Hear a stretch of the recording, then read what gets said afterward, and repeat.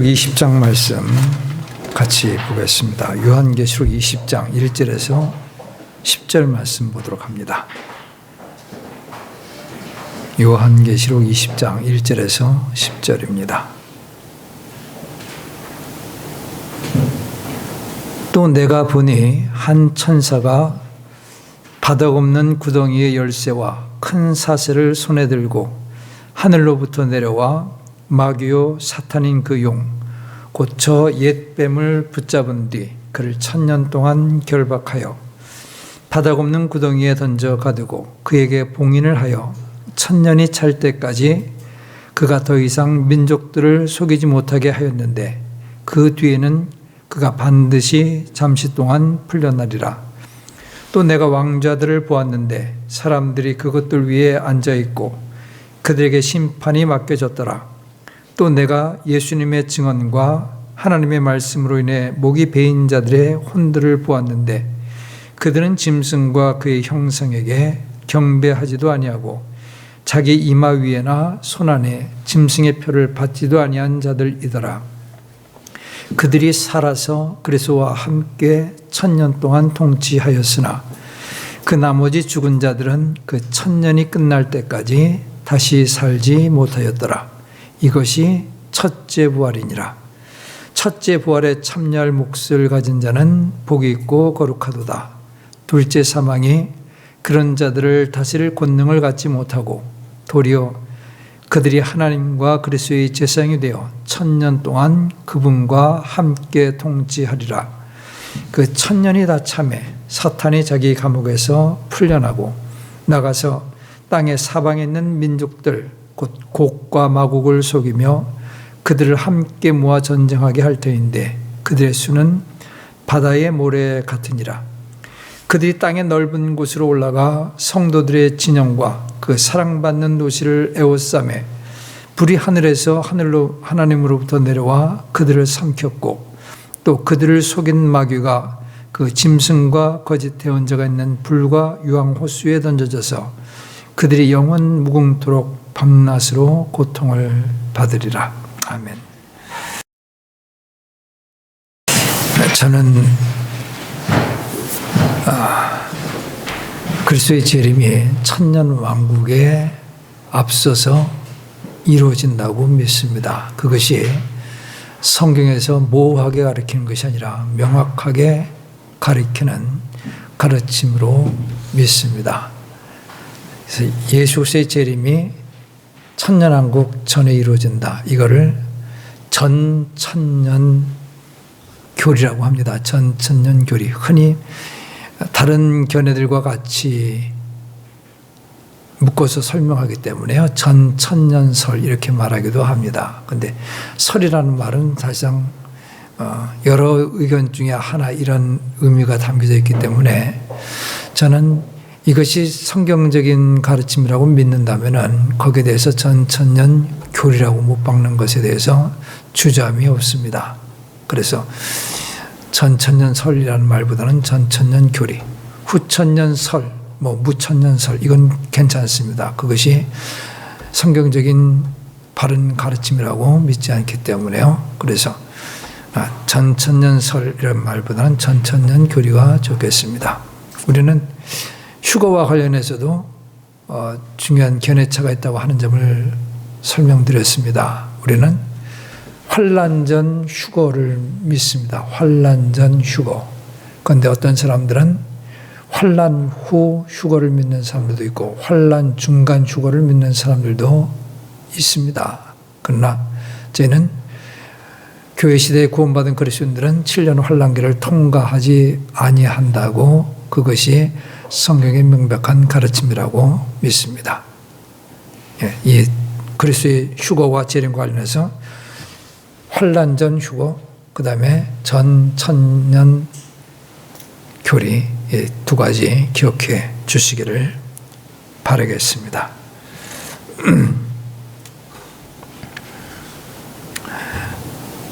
천년왕국이 하나님의 계획에서 이게 필요한 것인지, 천년왕국이 어떤 역할을 하는 것인지 이거를 오늘 이 시간에 다루려고 합니다.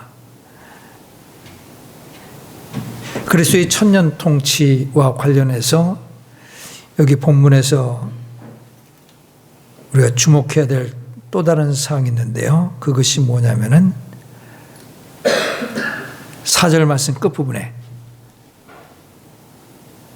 믿는 자들이 살아서 그리스도와 함께 천년 동안 통치하였다.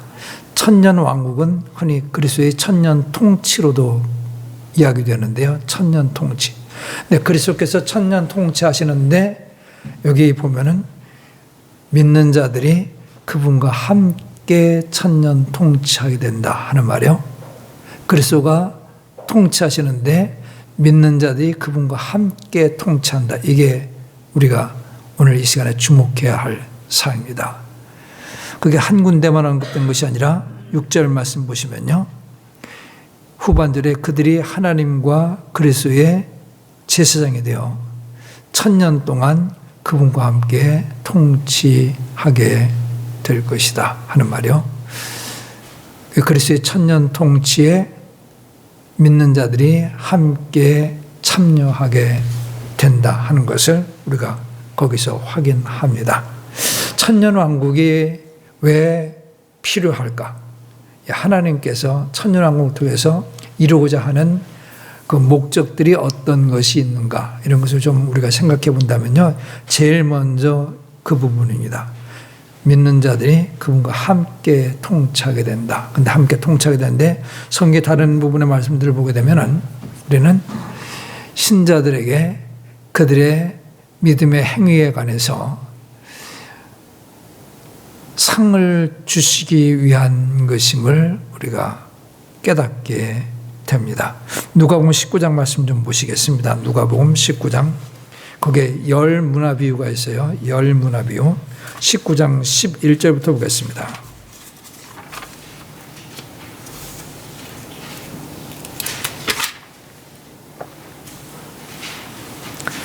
누가복음 19장 11절입니다.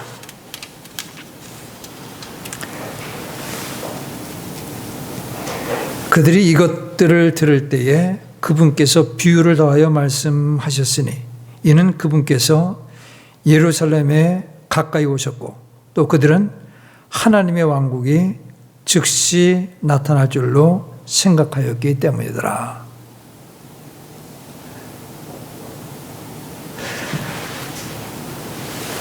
여기 보면요, 예수님께서 예루살렘에 가까이 오셨습니다. 이게 마지막 예수님께서 예루살렘에 들어가시게 되는 것을 다루고 있어요. 이때 이제 들어가셔서 그래서 6월절에 주님께서 십자가에 못 박히게 되십니다. 예수님께서 이제 마지막 십자가를 향해서 예루살렘에 다가가시는 그 길이 가까웠어요. 그분의 제자들이 뭐라고 했나요? 하나님의 왕국이 즉시 나타날 줄로 생각하였습니다. 하나님의 왕국이 즉시 나타날 줄로.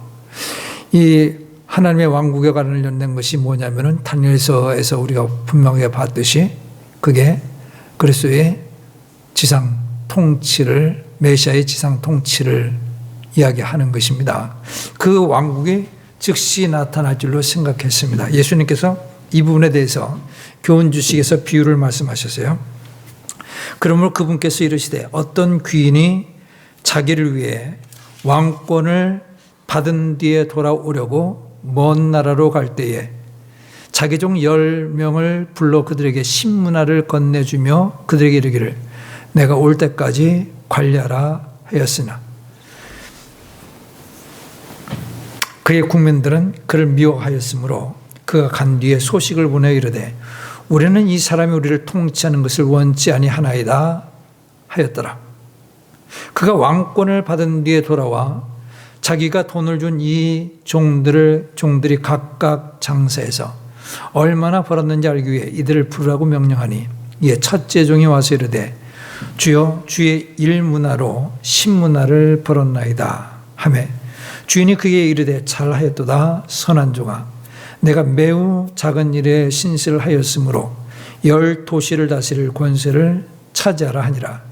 또 둘째 종이 와서 이르되 주여 주의 일 문화로 오 문화를 벌었나이다 하매 주인이 그에게도 마찬가지로 이르되 너도 5 도시를 다스리라 하니라.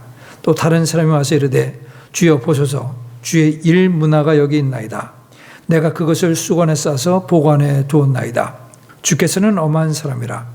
내가 주를 두려워하였나니 주께서는 맡기지 않은 것을 가져가시고 뿌리지 않은 것을 거두시나이다 하매 주인이 그에게 이르되 너 사악한 종아 내 입에서 나오는 말로 내가 너를 심판하리니 너는 내가 맡기지 않은 것을 가져가고 뿌리지 않은 것을 거두는 엄한 사람인 줄로 알아두다.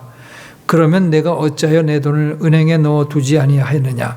그랬더라면 내가 올 때에 이자와 함께 내 것을 요구하였으리라 하고 그 곁에 서 있는 자들에게 이르되 그에게서 1문화를 빼앗아 10문화 가진 자에게 주라 하매 그들이 주인에게 이르되 주여 그에게는 10문화가 있나이다 하더라.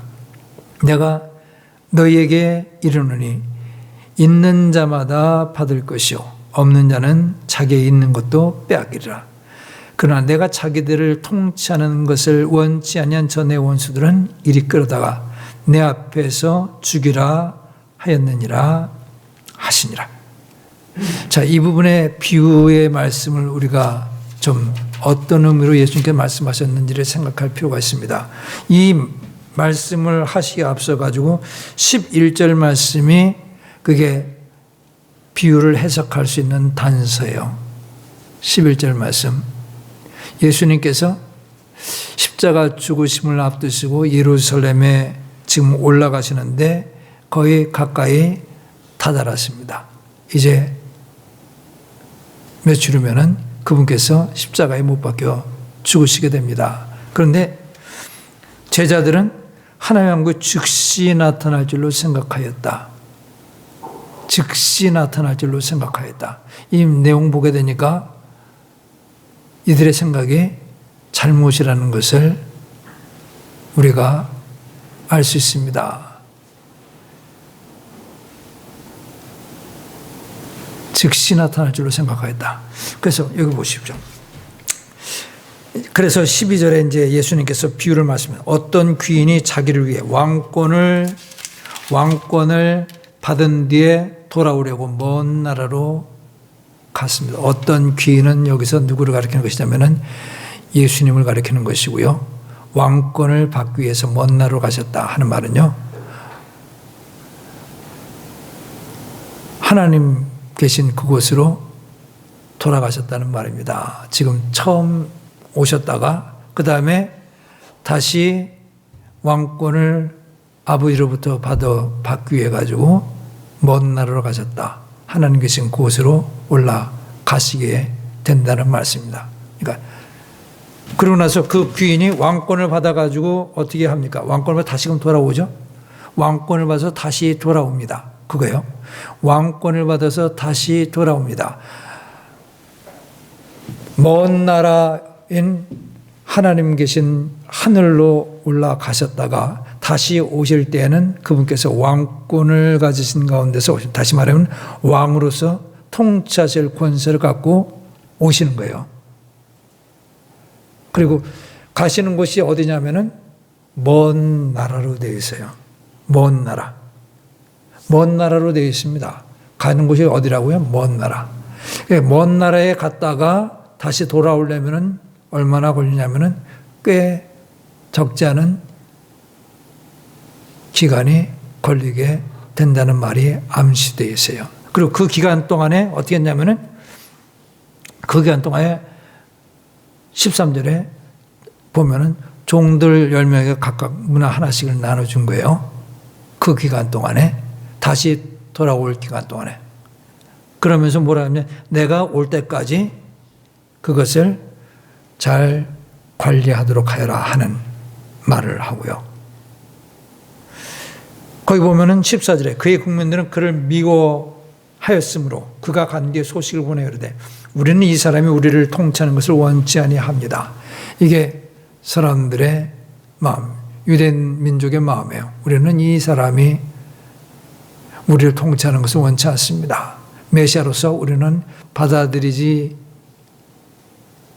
않겠습니다 하는 말이죠. 예, 배척하는 거예요. 15절 말씀 그가 왕권을 받은 뒤에 돌아옵니다. 그렇죠? 돌아와서. 그러니까 지금 여기 제자들이 이야기입니다. 제자들이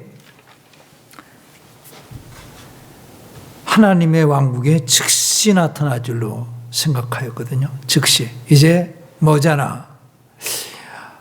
예수님께서 왕으로 통치하실 것이고 그리고 하나의 왕국이 이제 서게 될 것이다. 인자가 영광 중에 오게 될 때 너희들이 나를 믿는 너희들이 12 왕제에 앉아서 이스라엘 12지파를 통치하게 될 것이다. 다스리게 될 것이다. 12 제자들에게 예수님께서 말씀하셨습니다. 예수님께서 왕으로서 통치하시게 되면 우리도 그런 위치에서 영광스러운 위치에서 우리도 좀 통치하는 그런 기쁨과 권세를 갖게 될 것이라는 그런 설렘도 있을 것이고요. 이들은 한껏 부풀어 가지고 이런 질문했습니다. 그러나 예수님께서 비유를 통해 가지고 어떻게 했냐면은 내가 먼 나라에 갔다가 다시 돌아올 때에나 왕권을 가지고 오게 될 것이다. 지금은 아니다 하는 내용이죠. 지금은 아니다. 지금은 내가 먼 나라로 갈 것이 뭐냐면은 이제 죽으시고 승천하시는 것을 거기서 말씀하신 것이고요. 그리고 이제 그러고 난 다음에 승천하고 난 다음에 다시금 돌아와야지만 그때 왕으로 통치하게 될 것이고 그리고 하나의 왕국이 세워지게 될 것이라고 하는 말씀이 여기 담겨져 있습니다. 그 왕국에서 그 이제 돌아오면은 왕권을 가지고 돌아오게 되고 이제 그 왕권에 돌아와서 통치하게 되시는 거죠. 여기 종들이 있어요. 그 예수님께서 승천하시고 나서 이 땅에 돌아오시기 전까지 믿는 자들이 예수님께서 맡겨주신 그 문화를 가지고 어떻게 관리하고 사용했느냐에 따라서 예수님께서 평가하시는 내용이 거기에 있어요. 그래서 한 문화 받았는데 16절 말씀 보시면은 주의 일문화로 주님께서 주신 한 문화가 있는데 그 문화로 10문화를 벌었습니다. 그 다음에 뭐라고 되냐면은 내가 작은 일에 신실하였으므로 10도시를 다스릴 권세를 차지하라. 10도시를 다스릴 권세. 그 다음에 한 문화로 5문화를 벌었습니다. 너도 5도시를 다스리라. 5도시를 다스릴 수 있는 권세. 10도시를 다스릴 수 있는 권세. 5도시를 다스릴 수 있는 권세. 이 비유의 말씀과 그리스도와 함께 1000년 동안 통치하리라 하는 말씀이 연결되어 있습니다. 그들이 믿음을 갖고 이 땅에서 생활하면서 일생을 통해서 어떻게 그들이 주님께로부터 받은 문화를 통해서 달란트를 통해서 재능을 통해서 그 맡으신 그런 것들을 통해 가지고서 그가 무엇을 이루었는지 자기 자신을 위해서 무엇을 이루었는지가 아니라 하나님의 영광을 위해서 그리스도를 위해서 무엇을 했는지 여기에 그 평가가 집중될 것이고요. 거기에 따라서 그리스도께서 평가하시는 것에 따라서 각 사람이 통치할 수 있는 책임과 영역이요. 이것이 차이가 생긴다고 하는 것을 우리가 발견할 수 있습니다. 이것과 유사한 것이 이제 마태복음에 나오는 달란트 비유, 달란트 비유와 문화 비유 약간씩 차이가 있습니다. 여기 문화 비유는 똑같은 사람에게 다 똑같아요. 한 문화씩을 줬고요. 달란트 비유에서는 각 사람에게 차등적으로 주었어요.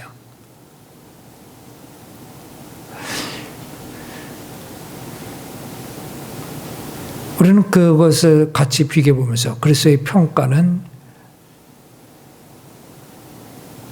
의롭고 공정할 것이다.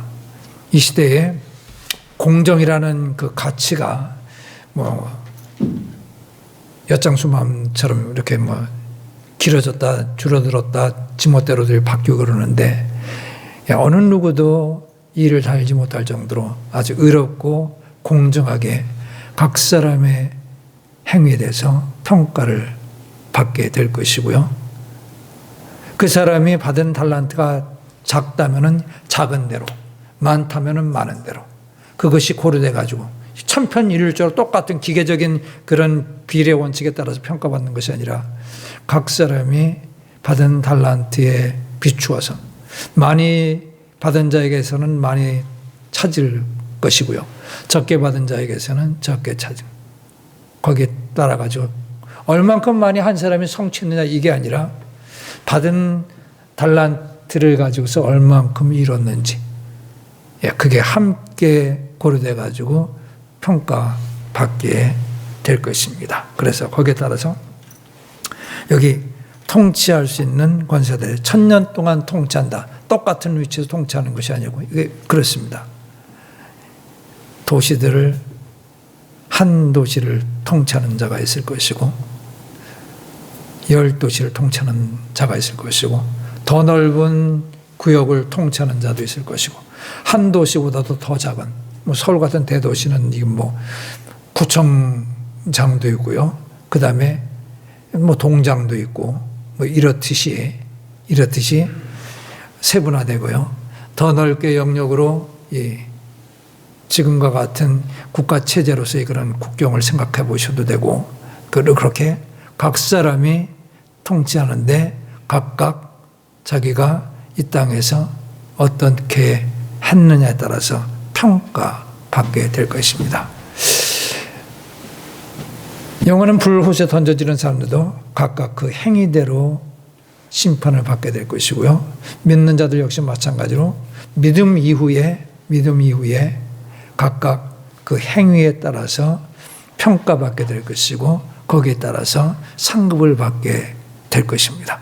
이게 성경 전체적으로 가르쳐주고 있는 그런 주제예요.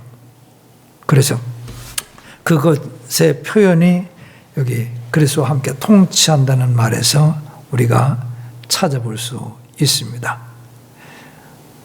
다니엘서 7장 말씀 좀 찾겠습니다. 다니엘서 7장 18절 말씀 봅니다. 다니엘서 7장 18절 말씀.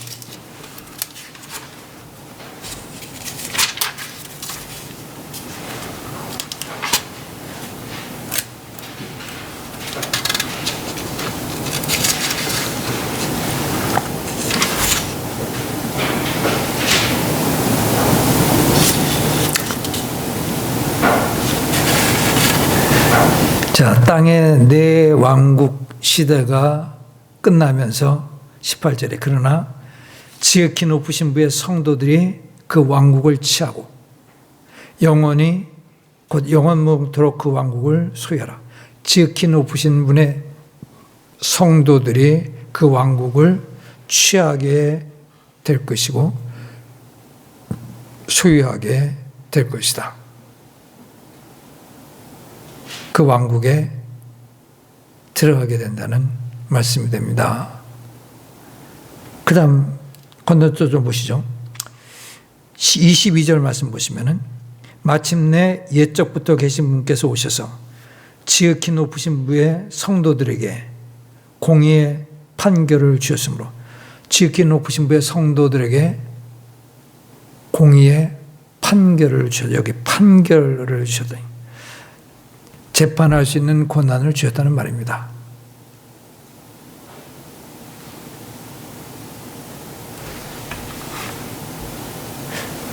그리고 때가 오매 성도들이 그 왕국을 소유하였도다. 여기 왕국이 그리스도의 천년 왕국을 가리키는 것이 되겠습니다.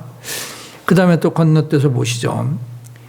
27절입니다. 왕국과 통치 권세와 온 하늘 아래에 있는 왕국의 위대함이 지극히 높으신 분의 성도들의 백성에게 주어질 터인데, 여기 성도들에게, 지극히 높으신 하나님의 성도들에게 주어지는 것이 뭐냐면 왕국이 주어지게 됩니다. 그들이 왕국을 차지하게 될 것이고 왕국에 들어가서 거하게 될 것이고, 그 다음에 통치 권세가 누구에게 주어진다고요? 예, 마찬가지로 성도들에게 주어지게 될 것입니다. 같은 내용이에요. 여기 보면은 아까는 재판할 수 있는, 판결할 수 있는 그런 권세를 주셨다고 하는 말을 22절에서 우리가 보고요. 그 다음에 27절은 통치하는 권세를 주신다는 말씀을 우리가 거기서 보게 됩니다. 재판하고 그리고 통치할 수 있는 권세.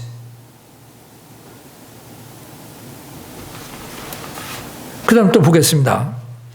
고린도전서 6장 2절부터 봅니다. 고린도전서 6장 2절 말씀이요.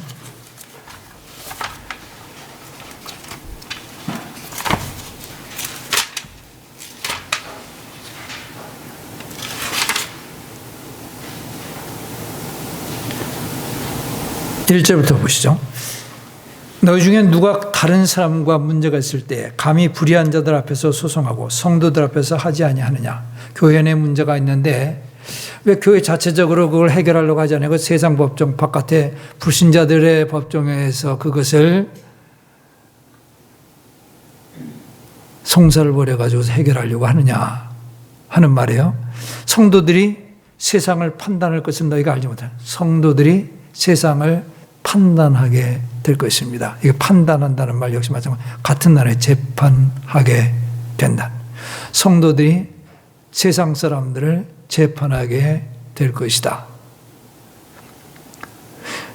세상이 너희에게 판단을 받을 터인데 너희가 가장 작은 문제들을 판단하는 것도 감당하지 못하느냐. 우리가 천사들을 판단할 것은 너희가 알지 못하느냐. 성도들이 천사들을 판단하고 재판하게 될 것입니다. 성도들이 장차 세상 사람들과 천사들까지도 재판하게 될 것입니다. 그 내용이에요.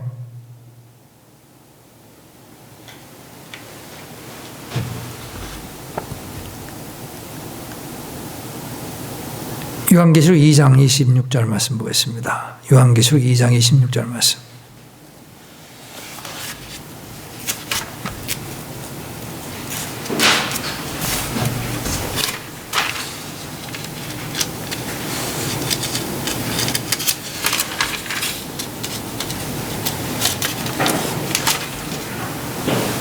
이기고 나의 행위를 끝까지 지키는 자에게는 내가 민족들을 다스릴 권능을 줄 것이다. 민족들을 다스릴 권능을 그리스도께서 주시겠다고 말씀하셨습니다. 이기는 자와 관련해서 계시록 2장과 3장의 각 교회와 관련해서 이게 이기는 자가 나타나는데 이게 앞서 설명했어요. 신자들과 관련된 표현이 이기는 자로서 여기 사용된 것으로 이해를 해야 한다는 점을 설명을 했습니다. 그래서 믿는 자들이 만국을 다스리고 통치할 권세를 갖게 될 것이다 하는 말이요. 그리스도와 함께 믿는 자들이 1000년 동안 통치할 것이다. 본문 말씀. 이런 말씀들 여기저기 보시면은 신자들은 1000년 동안 그리스도와 함께 통치합니다. 그런데 각각 그리스도에 의해서 우리가 이 땅에서 어떻게 행하느냐에 따라서 할당받고 부여받은 그런 권한과 책임하에서 통치하게 될 것입니다. 그러니까 우리가 어떠한 영역 가운데서 통치하게 되는지는 지금 현재 우리가 이 땅에서 살면서 지금도 계속해서 그것들이 어떤 형태로서 우리들에게 보상될 것인지 지금 현재 계속해서 진행되어가는 가운데 있다는 사실을 알아야 하겠습니다. 이와 같이 그리스도와 함께 통치하게 될 것이다. 성도들에게 통치의 권한을 주었다 하는 이런 말씀들의 실천되기 위해서는 이 천년왕국이 반드시 있어야만 합니다. 여러분 기억해 주시기 바라겠습니다. 이 천년 통치 이후에 그 다음이 뭐냐면은 영원한 새 예루살렘이 등장하거든요. 영원한 새 예루살렘. 영원한 새 예루살렘은 하나님의 왕국으로서 언급되지 않아요. 지금 그리스도의 천년 통치는 왕국으로서, 하나님의 왕국으로서 언급되는데, 새 예루살렘, 그 표현에서 보면 영원한 새 예루살렘, 하늘에서 내려오는 새 예루살렘에 대한 그거는요, 예루살렘이 도시 이름 아니에요. 도시. 예루살렘이 도시 이름이에요. 히브리서 11장 말씀 찾겠습니다. 히브리서 11장 말씀.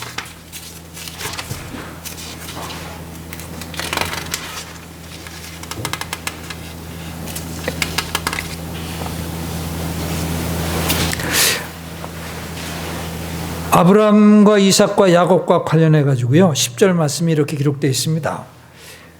이는 그가 기초들이 있는 한 도시를 받았기 때문이라.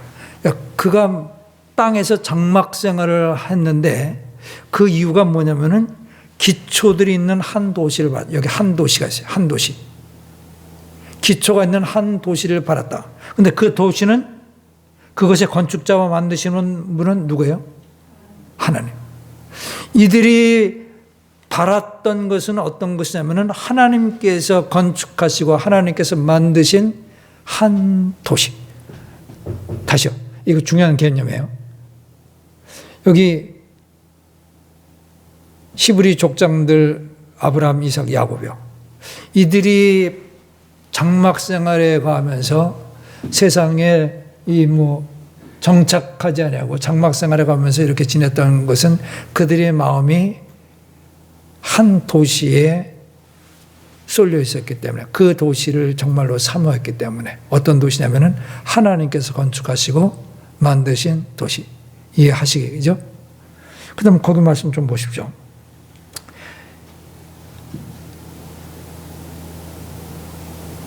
13절 말씀. 이들은 다 믿음 안에서 죽었고 약속하신 것들을 받지 못했으나 멀리서 그것들을 보고 확신하며 끌어앉았고 또 땅에서는 자기들이 나그네와 순례자임을 고백하였으니 그런 것들을 말하는 자들은 자기들이 본향을 찾고 있음을 분명히 나타내느라.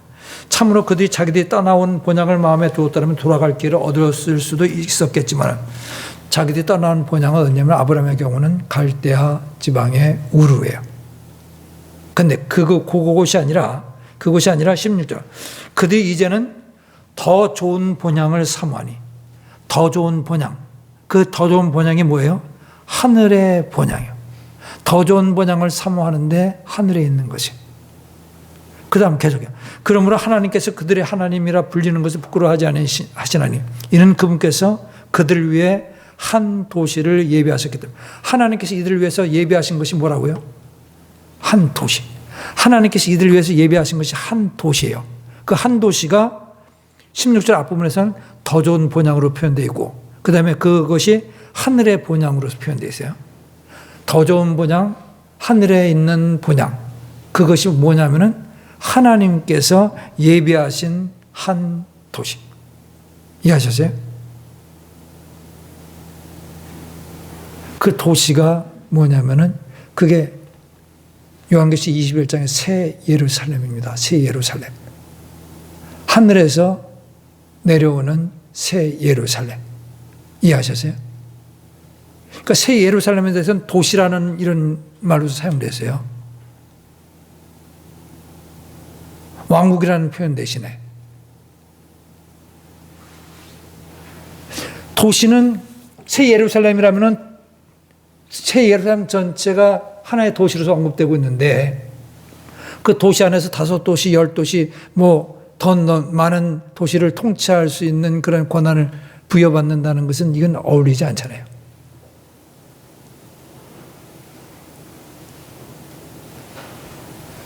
다시 말씀드리겠습니다. 제가 전하고자 하는 것을 파악을 못하신 거예요. 아까 우리는 각 사람이 받은 달란트에 따라서 어떻게 행하느냐에 따라서 각 사람이 통치할 수 있는 그런 영역과 그런 책임들 이런 것들이 부여된다고 그랬잖아요. 5 5도시, 10도시, 그 이상이 될 수도 있고 한 도시가 될 수도 있고 이해하시겠죠?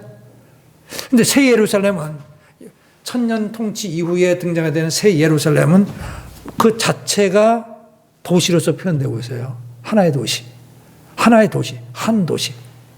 그러니까 새 예루살렘에서 10도시, 20도시를 통치한다고 하는 말은 어울리지가 않잖아요, 편상.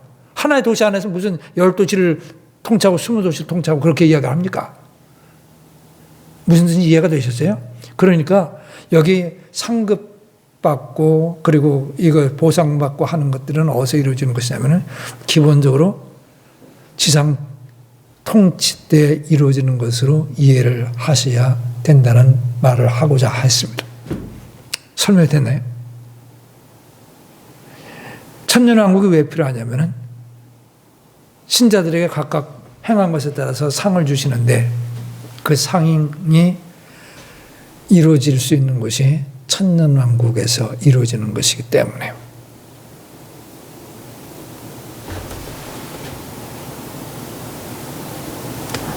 그래도 이해가 안 되시면 오늘 저기 돌아가셔서 죽어가지고 설명 있는 거 가지고 좀 몇 번씩 머리를 한번 굴려보세요. 두 번째로요. 천년왕국을 왜 하나님의 계획 가운데서 두셨냐면은 타락한 창조 세계를 구속하실 목적으로 하나님께서 두셨습니다. 사람의 타락과 함께 하나님께서 창세기 3장 말씀 보시면은 사탄에게 하나님께서 저주를 내리시고 여자에게 저주를 내리시고 그 다음에 남자에게 저주를 내리시고 그 다음에 창조 세계에 하나님께 저주를 내리십니다. 땅에 가신 덤불과 엉겅퀴가 날 것이다. 사람이 땀을 흘리고 수고해야지 거기서 식량을 얻게 될 것을 말씀하셨습니다. 땅이 척박하게 될 것을 이야기하신 거예요. 그리고 더 나아가서 우리는 하나님의 창조 세상에 없었던 처음에 하나님께서 동물들에게 식량으로 뭘 주셨냐면은 채소를 주셨거든요. 풀을 주셨습니다. 그런데 저주와 함께 어떤 일이 일어나냐면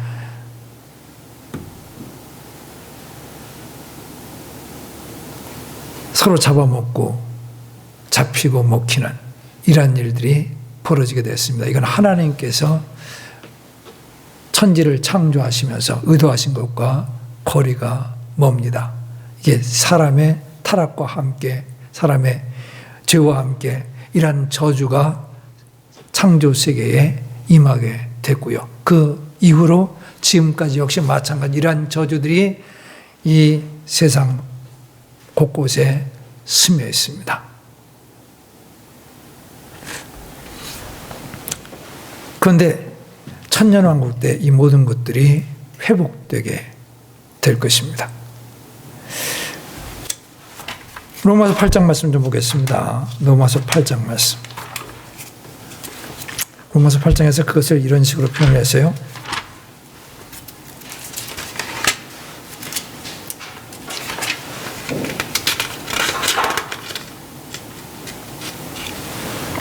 (22절) 말씀. 20절부터 보시죠. 18절부터 봐야 되겠네. 죄송합니다. 내가 생각하건대 이 현 시대의 고난들은 앞으로 우리 안에 나타날 영광과 좋게 비교될 수 없도다. 창조물이 간절히 기대하며 기다리는 바는 하나님의 아들들이 나타나는 것이니라. 창조물이 헛된 것에 복종하게 된 것은 자진해서 된 것이 아니라 소망 중에 바로 그것을 복종하게 하신 분으로 인한 것이니 이는 창조물 그 자체도 썩음의 속박에서 구출되어 하나님의 자녀들의 영광스러운 해방의 자유에 이를 것이기 때문이라. 22절. 온 창조 세계가 지금까지 함께 신음하며 고통 중에 산고를 치르는 줄을 우리가 아노니. 온 창조 세계가 지금까지 함께 신음하며 고통 중에 산고를 치르고 있다. 21절 말씀이요. 창조물 그 자체도 썩음의 속박에서 구출되어서 하나님의 자녀들이 누리는 것과 같은 영광스러운 해방의 자유에 이르게 되는 것에 대해서 여기 말하고 있습니다. 다시 말하면 원래 창조 상태로의 회복을 이야기하고 있어요. 저주가 이 땅에 임하기 이전 상태로의 회복.